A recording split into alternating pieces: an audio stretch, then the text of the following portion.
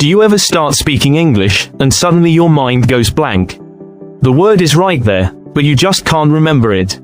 Don't worry, it happens to all of us. Today, I'll give you 5 simple fixes so you never get stuck mid-sentence again. Hi guys, welcome back to English Guru, helping you speak English with confidence and fluency. If you're new here, hit the subscribe button and let's fix this problem together. Fix 1. Use a placeholder word.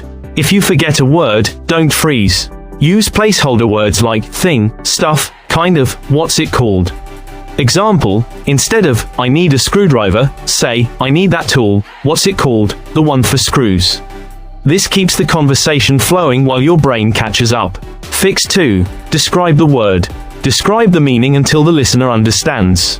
Example, forgot, microwave. Say, that small oven that heats food quickly. This way, you're still communicating, and often, the other person will supply the word for you.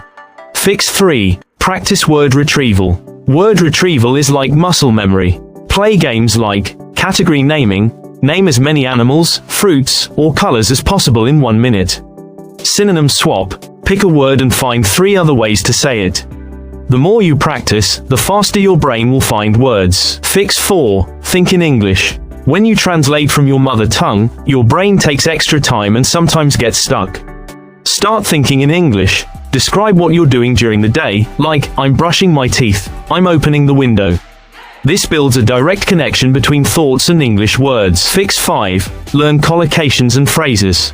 Instead of memorizing single words, learn word pairs and phrases. For example, make a decision, not just decision. Catch a cold, not just cold. When words are linked in your memory, it's harder to forget them. So next time you forget a word, don't panic. Use placeholders, describe, practice retrieval, think in English, and learn phrases. Which of these will you try first? Tell me in the comments. And if you found this helpful, like, share, and subscribe to English Guru for more speaking tips.